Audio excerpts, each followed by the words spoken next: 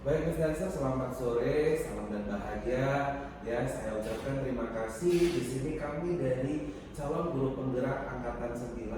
Saya sendiri adalah moderator Muhammad Syahrianda. Miss Dansa, hari ini kita akan menyaksikan bagaimana calon guru penggerak kita, khususnya di unit SMP Swasta Maitri Wira Deli Serdang, yaitu Miss Siti Mawarni Pohan, akan menyampaikan diseminasi budaya positif, ya, dan ini adalah yang sudah dipelajari oleh Miss Siti di dalam program guru penggerak. Jadi Miss Taza, selama 1 jam ke depan kita akan menyaksikan Miss Siti dalam memberikan hal-hal yang penting tentang penerapan budaya positif. Di sini yang kami hormati Miss Dancer dan kepala sekolah, kebetulan hari ini tidak bisa hadir dan diwakili oleh wakil kepala sekolah. Baik, langsung saja ya, kita akan mulai presentasi ini, diseminasi ini kepada Miss Siti Mawarni Pohan. Kami persilakan waktu dan tempat.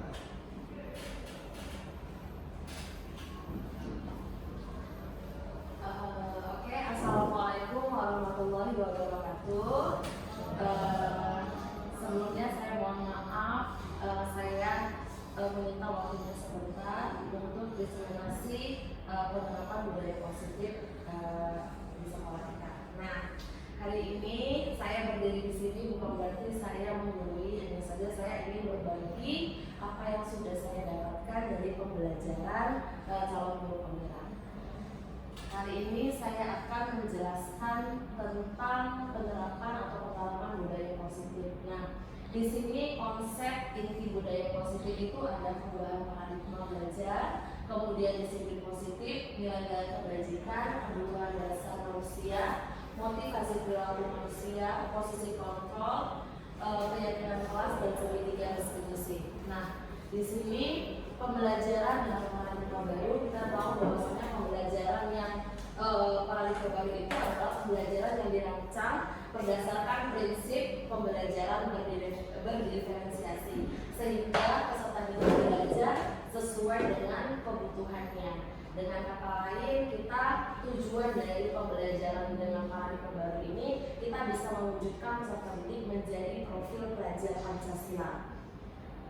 Nah, pembelajaran dengan paradigma baru ini kita berharap peserta didik itu bisa belajar sesuai dengan kebutuhannya, tahap perkembangan sesuai psikologi modern untuk mewujudkan profil belajar Pancasila. Jadi Miss Dancer, intinya pembelajaran dengan paradigma baru itu artinya kita bisa memenuhi kebutuhan belajar peserta didik yang pada akhirnya harus sesuai dengan profil pelajar Pancasila. Berikutnya saya akan menjelaskan miskonsepsi tentang teori kontrol. Yang pertama, ilusi guru mengontrol murid, kemudian ilusi bahwa semua penguatan positif, efektif, dan bermanfaat, lalu ilusi bahwa kritik dan membuat rasa bersalah mampu menguatkan karakter, kemudian ilusi bahwa orang dewasa berhak memaksa.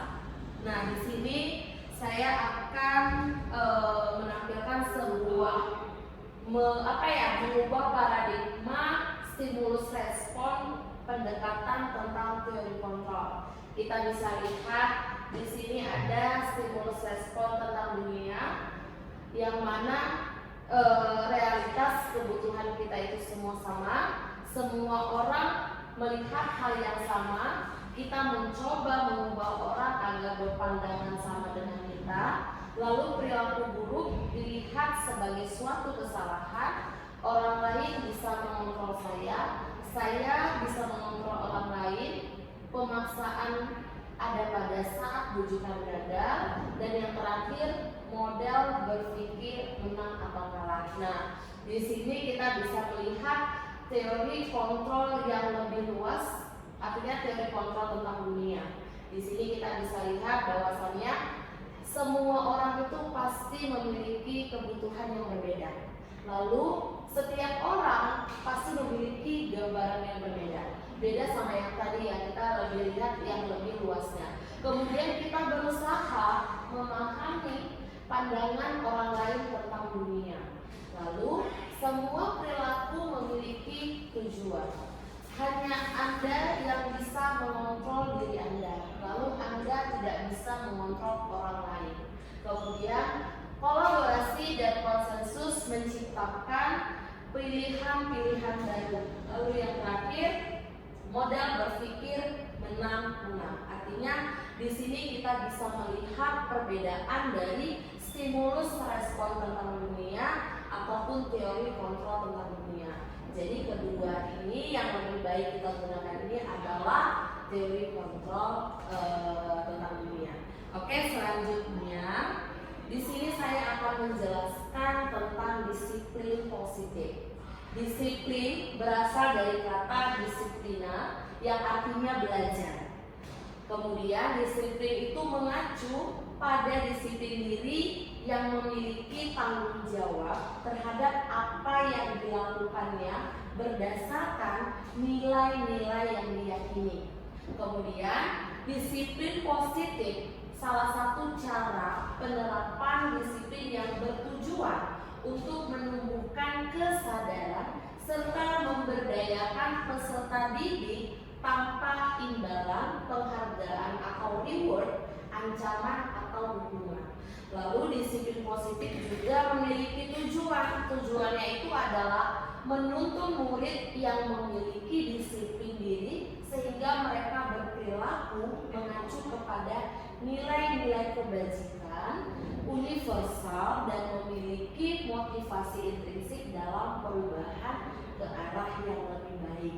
Jadi di sini kita bisa lihat ternyata disiplin positif itu kita bisa membuat peserta didik disiplin tanpa harus kita memberikan penghargaan. Artinya kita bisa melihat anak-anak ini melakukan tindakan disiplin itu dari dalam dirinya sendiri.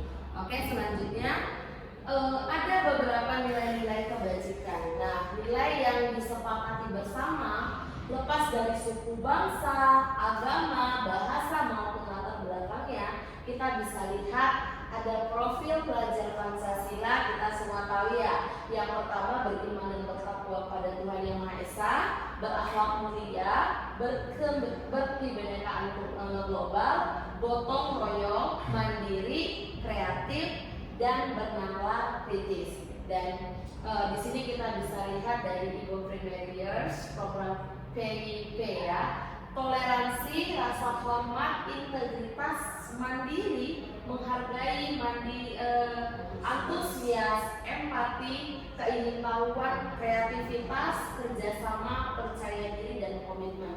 Dan yang terakhir, keterampilan hidup atau life skill itu dapat dipercaya, lurus hati, pendengar yang aktif, tidak merendahkan orang lain, dan memberikan yang terbaik dari diri.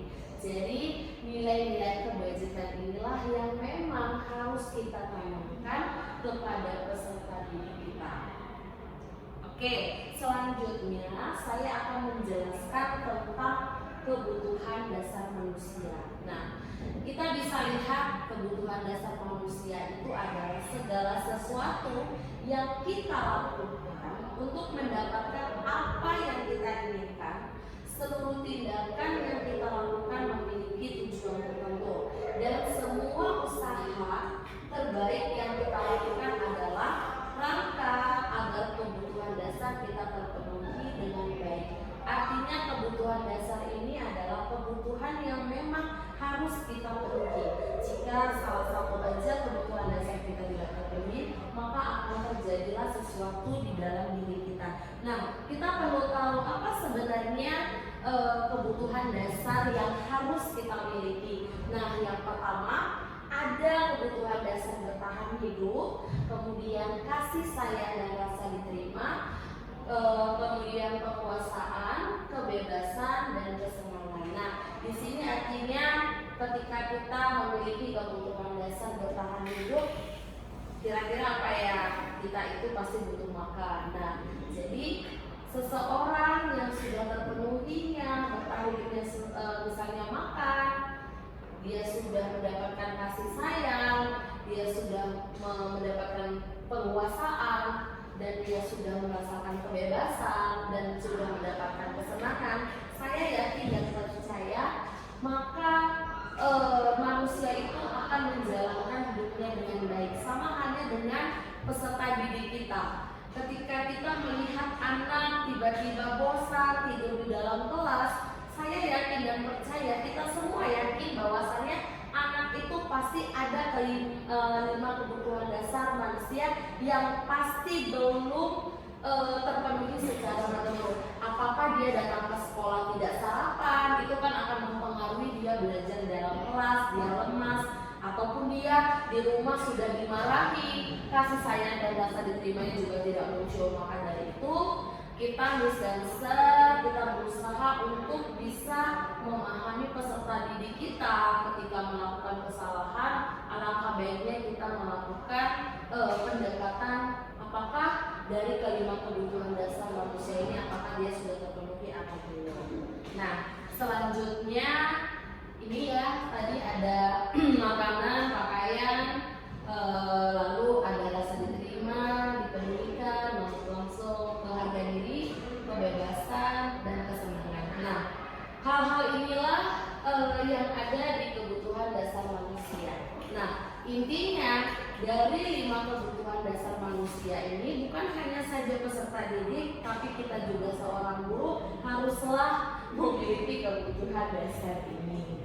Selanjutnya saya akan ke motivasi perilaku manusia. Nah, di sini ada 2 jenis, ada motivasi ekstrinsik dan ada motivasi intrinsik. Artinya ketika peserta didik melakukan hal-hal ada yang dari dalam diri dia dan ada yang dari luar. Artinya dia melakukan itu karena ada sesuatu gitu kan. Tapi kita seorang guru maunya, pengennya semua peserta didik itu ketika kita memberikan tugas atau melakukan sesuatu dia mau dari dalam dirinya, bukan dari hal-hal yang lain. Nah, di sini kita bisa melihat motivasi ekstrinsik. Yang pertama untuk menghindari ketidaknyamanan hukuman. Kadang-kadang anak melakukan kesalahan itu kadang untuk supaya menghindarkan ini aja sih hukuman. Misalnya dia tidak pakai tidak pakai dasi gitu kan. Nah, dia itu tiba-tiba gurunya datang, dia cepat-cepat pakai dasinya. Nah, itu kan salah satu yang dari luar. Artinya dia takut aja gitu dikasih hukuman karena nggak menggunakan dasi. Takut kena poin ya. Iya, takut kena poin, benar sekali. Nah, yang kedua untuk mendapatkan imbalan penghargaan dari orang lain. Jujur saja saya juga baru sadar bahwasannya reward itu salah satu bentuk penghukum sebenarnya. Nah, itu juga peserta didik melakukannya itu juga karena ada imbalan. Contoh nih, misalnya kita dalam kelas, siapa nih yang bisa jawab pertanyaan dari Bu Siti? Siapa yang bisa nanti saya kasih coklat misalnya. Nah, itu kita ternyata salah. Kenapa? Karena dia bisa menjawab pertanyaan itu karena ada sesuatu. Ketika kita nggak kasih lagi, ya dia nggak mau menjawab lagi. Nah, itu juga salah ya. Nah, yang kedua itu ada motivasi intrinsik. Ini yang kita inginkan dari peserta didik kita ketika dia melakukan sesuatu atau belajar, dia itu melakukannya memang dari hatinya untuk menjadi orang yang mereka inginkan dan menghargai diri sendiri dengan nilai-nilai yang mereka percaya. Artinya dia melakukan itu yang memang kalau saya mengerjakan tugas yaitu untuk diri saya sendiri. Artinya dia itu menjalankan tanggung jawabnya. Artinya nilai-nilai yang ada, yang dia yakini, yang dia percaya itu dia bisa jalankan dengan baik. Nah, kita berharap semua peserta didik kita itu melakukan sesuatu itu dari motivasi intrinsiknya. Oke, selanjutnya ada hukuman, konsekuensi dan restitusi. Nah, ini ada restitusi ya. Restitusi itu adalah proses menciptakan kondisi bagi murid untuk memperbaiki kesalahan mereka sehingga mereka bisa kembali pada kelompok mereka dengan karakter yang lebih kuat. Ini menurut si dosen ya. Jadi restitusi itu juga merupakan proses kolaboratif yang mengajarkan murid untuk mencari solusi untuk masalah mereka dan membantu murid berpikir tentang orang seperti apa yang mereka inginkan dan bagaimana mereka harus memperlakukan orang lain. Nah, di sini kita bisa lihat ada identitas gagal dan ada identitas sukses. Artinya kita bisa dilihat di sini bahwasannya hukuman itu salah satu bentuk yang sebenarnya sangat kita hindarkan. Memang di sekolah kita tidak ada yang namanya hukuman, tapi memang ketika melanggar sesuatu kita pakai sistem poin. Nah, kita bisa lihat apa saja perbedaannya. Dari ketiga perbedaan ini yang dikatakan identitas sukses itu dia menggunakan konsekuensi dan restitusi. Tapi sebenarnya dari ketiga ini yang paling baik itu adalah kita menggunakan restitusi. Nah, saya akan yang mana segitiga restitusi ini. Yang pertama menstabilkan identitas, yang kedua validasi tindakan yang salah, dan yang ketiga menyanyiakan keyakinan.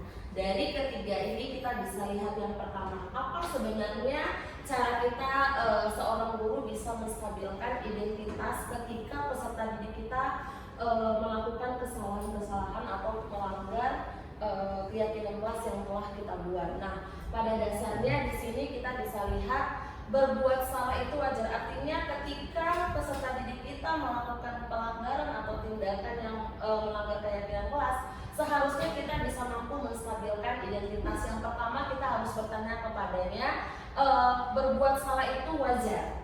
Tidak ada manusia yang sempurna. Terus ibu bapak juga pernah melakukan itu. Ibu atau bapak tidak mau mencari siapa yang salah, tapi ibu bapak ingin mencari solusi. Kemudian kamu berhak merasa begitu.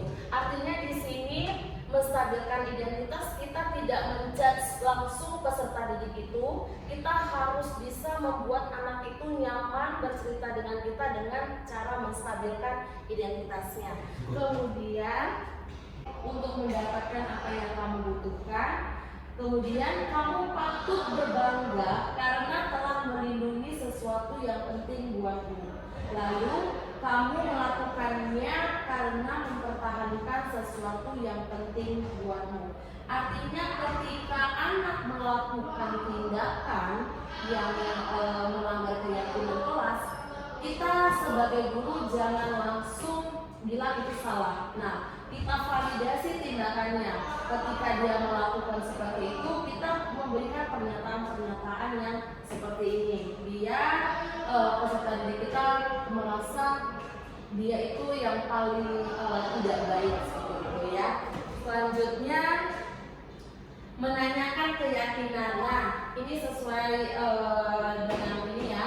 Menanyakan keyakinan artinya kita bisa mengontrol bahwa dasarnya kita termotivasi secara intrinsik yang seperti saya jelaskan tadi, bahwasannya anak-anak itu melakukan sesuatu itu jangan dari motivasi ekstrinsiknya, alangkah baiknya dari segi intrinsiknya. Nah, ketika peserta didik kita melakukan kesalahan, sebaiknya kita memberikan pertanyaan. Pertanyaan itu misalnya, apa keyakinan kelas kita? Kemudian nilai-nilai apa yang telah disepakati bersama. Lalu bagaimana gambaran sebuah kelas yang ideal menurut kamu? Kemudian kamu ingin menjadi orang yang seperti apa? Nah, di sini kita menanyakan kembali biar peserta didik kita itu bisa tahu sebenarnya dia ini melanggar sesuatu itu karena memang sudah melanggar keyakinan kelasnya seperti itu. Jadi sekali lagi, ketika kita mendapati peserta didik kita yang melakukan kesalahan atau melanggar keyakinan kelas, alangkah baiknya kita menggunakan segitiga restitusi tadi. Nah, ini menerapkan segitiga restitusi yang sudah saya lakukan kepada peserta didik saya. Pada saat itu dia emosi gitu ya, lihat temannya yang mengejek-ngejek dia, jadi dia kayak memukul mejanya dan berkata kasar kepada temannya. Jadi saya coba untuk melakukan segitiga restitusi kepada peserta didik sendiri.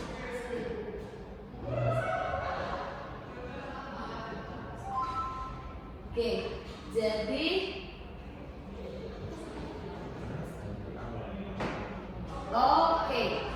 penerapan segitiga restitusi yang pertama tadi saya melakukan menanyakan sebenarnya dia itu marah kenapa gitu kan. Kamu saya dengar tadi marah-marah sama Davinnya di dalam kelas gitu kan. Lalu dia bercerita, lalu saya memposisikan diri saya juga memvalidasi tindakannya. Saya menyatakan saya juga akan marah sih kalau saya diejek terus gitu kan. Jadi kayak saya tuh menganggap kalau saya di posisi kamu pun saya akan melakukan hal seperti itu. Lalu saya coba tanya kembali, dia melakukan itu karena dia marah sama temannya. Lalu di kedua, keyakinan kelas ya, keyakinan kelas apa yang sudah dilanggarnya. Saya menanyakan keyakinan kelas yang sudah dilanggarnya. Posisi kontrol guru, kita bisa menempatkan, kita bisa mengontrol posisi kita sebagai apa. Yang pertama ada penghukum, kedua pembuat merasa bersalah, ketiga teman, keempat pemantau, dan kelima manajer. Dari kelima posisi ini kita bisa lihat salah satu contoh kasus.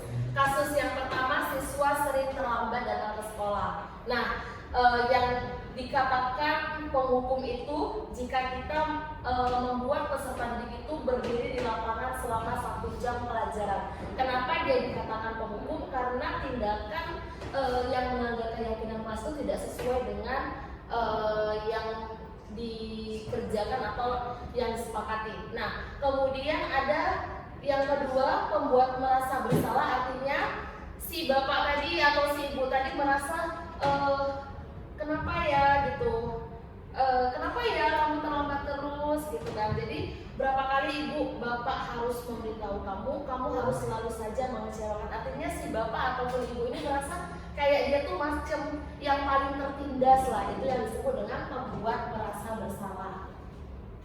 Lalu ada kasus sama yang sering terlambat yang dikatakan dia teman. Si guru tadi mencoba untuk mengajak interaksi kepada peserta didiknya dengan cara misalnya, ayo dong ikuti aturan sekolah, tolong bantu ibu bapak ya sekali ini ya, sudah tidak apa-apa, lain kali jangan sampai berbuat seperti ini lagi ya. Nah, posisi ini dia mengajak peserta didik itu untuk bisa menjadikan dia teman. Nah, yang dikatakan pemantau, ketika peserta didik itu melanggar keyakinan kelas, dia itu sudah tahu konsekuensinya apa. Nah, ketika dia melanggar keyakinan kelas itu kan ketika dibuat mereka sudah ada konsekuensinya. Nah, itulah dikatakan pemantau. Lalu yang terakhir itu ada manajer. Di sini manajer posisi gurunya, apakah kamu tahu kesalahanmu?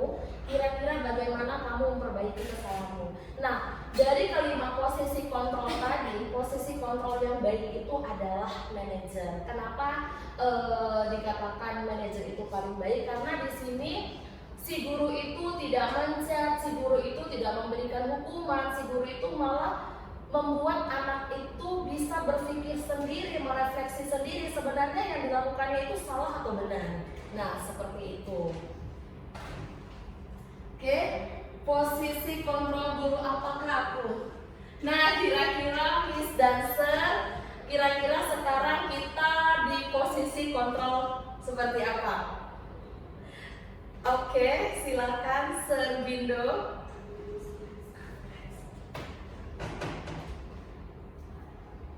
Saya kecewa sekali dengan kamu. Kira-kira ini posisi kontrol apa ya, Sir Bindo? Sepertinya yang kedua tadi ya, yang merasa bersalah. Oke, membuat merasa bersalah. Selanjutnya, ya betul sekali, pembuat merasa bersalah. Selanjutnya, Akbar, ini kamu tidak pernah benar melakukannya. Kira-kira ini posisi kontrol apa, Sir? Menjudge berarti pemberi hukuman.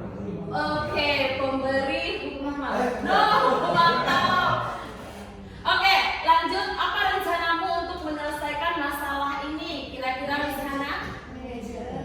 Oke, betul sekali, manajer. Jadi, ayo lakukan demi Bapak Ibu. Kira-kira posisi apa? Terbuka, teman ya. Jadi, itulah salah satu contoh-contoh dari 5 posisi kontrol yang dilakukan oleh seorang guru. Kamu tidak pernah mendapatkan nilai jika tidak mengerjakan tugas. Kira-kira? Nah, dia di sini gurunya memposisikan dirinya untuk merefleksi anak itu apakah dia melakukan hal itu salah atau benar gitu ya. Oke, sesuai dengan keyakinan kelasnya. Oke. Selanjutnya keyakinan kelas. Nah, kira-kira kita lihat di sini. Mengapa keyakinan kelas ya? Mengapa bukan peraturan atau kesepakatan kelas? Karena apa ya? Kesepakatan kelas itu tapi kayaknya harusnya udah kesepakatan kelas aja. Oke, berarti kesepakatan kelas. Nah, kalau apa bedanya kesepakatan sama keyakinan kelas? Dan terakhir kita penutup aja dulu ya. Baiklah Miss Dancer, sekian pemaparan saya tentang budaya positif. Terima kasih untuk waktunya. Saya berharap apa yang saya sampaikan ini bisa menjadi perbaikan dalam diri saya dan dalam diri kita semua. Terima kasih Miss Dancer.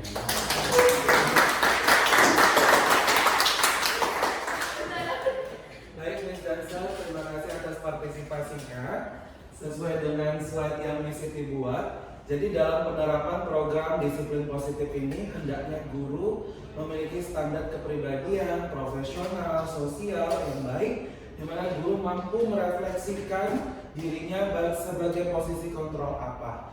Kemudian ya, yang kita ingat, yang kita pelajari hari ini adalah kita bertindak sebagai manajer. Di dalam Ki Hajar Dewantara dikenal sebagai AMOM. Ya, yang mana kita menuntun anak-anak peserta didik untuk belajar, bukan menuntut mereka. Ya, karena sejatinya yang mengontrol diri manusia itu adalah individunya tersebut. Kita tidak bisa mengontrolnya, tetapi kita bisa menuntunnya untuk mencapai kebahagiaan dan keselamatan yang setinggi-tingginya. Dan Miss Dancer, saya akhiri dengan selamat sore dan salam dan bahagia buat semuanya. Terima kasih.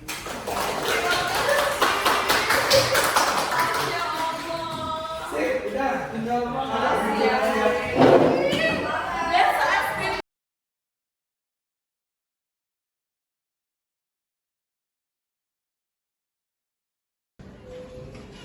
Oke, selamat pagi semuanya. Hari ini Miss Siti mau ubah keyakinan kelas kita. Sudah, awalnya kita mengatakan kesepakatan kelas, tapi keyakinan kelas itu artinya kita sama-sama yang menjalaninya ya. Jadi Miss Siti mau ubah kesepakatan kita yang pertama kali masuk dengan keyakinan kelas kita yang baru. Oke? Nah, sebelum kita membuat keyakinan kelas yang baru, Miss Siti mau kalian berdiri semua.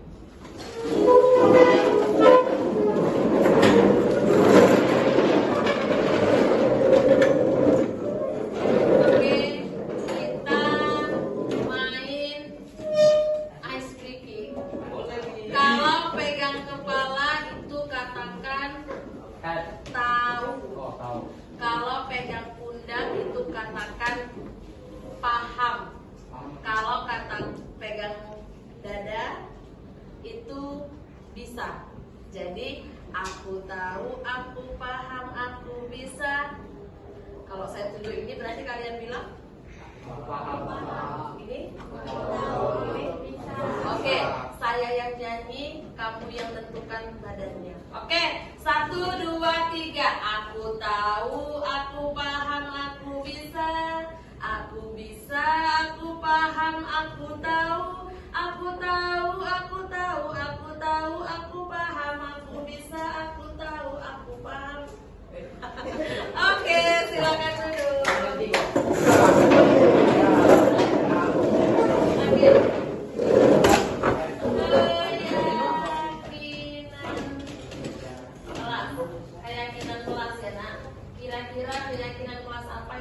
kita buat pertama. Tidak bermain bola di kelas. Artinya kalau kita buat kata yang lebih baik, tidak mengganggu kelas ketenangan kelas. kelas. Kemudian yang kedua, nak apa nak? Gak cubit-cubit orang. Ya betul. Oh iya, tidak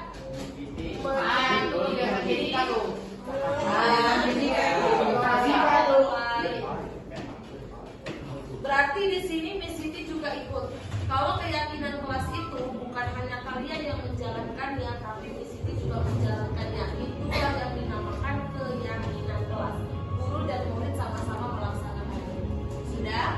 Yang ketiga, berarti Miss Siti kalau cubit kalian Miss Siti masih dapat konsekuensi ya. Oke, yang ketiga apa nak?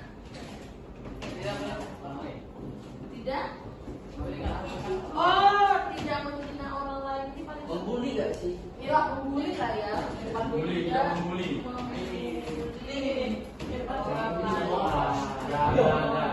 Oke, keempat nak, kira-kira yang kalian rasa di sini sering terjadi. Oh, Atribut. kata kasar. Kemudian atribut. Lalu nak, bagus. Apalagi? Apa namanya? Proyek PR. Mengerjakan Proyek PR. project Ya berkata kasar itu tepat waktu apa? maksudnya kayak tidak. Oh, Berkata tidak. Dalam apa juga Tidak berkata kasar. Apalagi nak? Atribut lengkap. Terus nak? Ini betul ya, ada kita yang buat sendiri. Apa? Pikir kelas. Kita ada pikir akan pikir. Melaksanakan Pikir. Oh enggak tinggal tidak. tiket sesuai jadwal. Kalau enggak pikir nih. Ada pikir. Nanti konsekuensi beda lagi. Ini kan keyakinannya dulu, baru di sini konsekuensinya jika dia melakukan perbuatan. Oke, ini aja cukup nak? Cukup banget.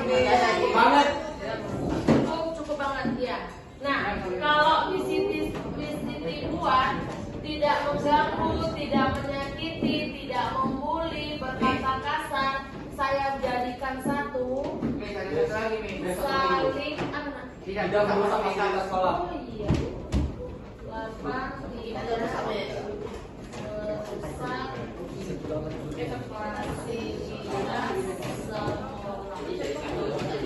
Oke ya, sudah ya. Nah, sudah.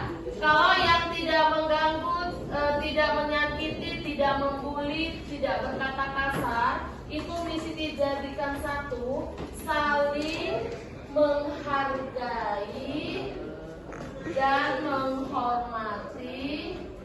Menghormati siapa nak? Antar sesama teman atau semua orang? Antar sesama teman. Sudah? Oke. Kemudian yang atribut lengkap, project, melaksanakan piket, tidak lengkap. Terus nak, ini betul ya, ada kita yang buat sendiri. Apa? Pikir kelas. Kita ada pikir akan pikir. Melaksanakan Pikir. Oh enggak tinggal tidak. piket sesuai jadwal. Kalau enggak pikir nih. Ada pikir. Nanti konsekuensi beda lagi. Ini kan keyakinannya dulu, baru di sini konsekuensinya jika dia melakukan perbuatan. Oke, ini aja cukup nak? Cukup banget. Cukup banget ya. Nah, kalau Miss Siti buat tidak mengganggu, tidak menyakiti, tidak membuli, berkata kasar, saya jadikan satu, saling anak. Tidak merusak fasilitas sekolah. Oh iya. 8 tidak merusak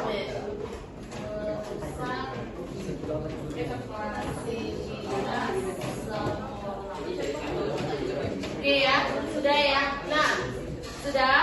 Kalau yang tidak mengganggu, tidak menyakiti, tidak membuli, tidak berkata kasar, itu mesti dijadikan satu, saling menghargai dan menghormati. Menghormati siapa nak? Antar sesama teman atau semua orang? Antar sesama teman. Sudah? Oke. Kemudian yang atribut lengkap, project, melaksanakan piket, tidak enggak. Ini ya, atribut mengerjakan project, melaksanakan piket di sini dibuat jadi satu, melaksanakan tanggung jawab dengan baik. Oke. Kemudian yang terakhir, menjaga fasilitas sekolah lah ya. Tapi keyakinan kelas sudah ya. Menjaga fasilitas kelas dengan baik. Oke, sudah paham? Ini keyakinan kelas 9 nilai kurs. Sah? Saya akan buat nanti di kanva besar-besar, terus kita jempolnya nanti ditaruh ke masing-masing ini, lalu tanda tangan ketua kelas sama Miss Siti. Ya? Hah? Wakil nggak usah, banyak kan? Oh iya. Nah, konsekuensinya. Kalau yang satu ini, yang ini ya, nak, yang ini ya. Jangan pakai fisik. Kira-kira apa yang mau kita buat kalau orang tidak menghargai kita? Traktir satu kelas di bawah 5.000. Aduh, jangan mengorok orang lain. Dengar lo. Kalau misalnya kita buat meminta maaf dengan tulus, bisa? Misalnya yang ditampar itu kok.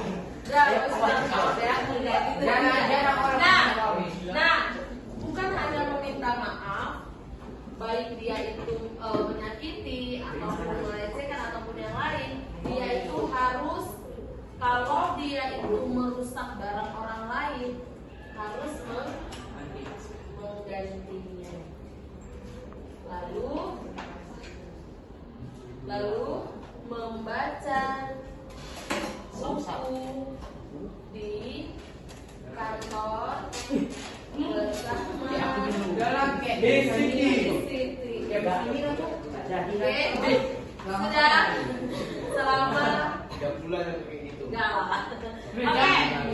sudah. Tapi kayaknya ini nggak usah deh. Oke,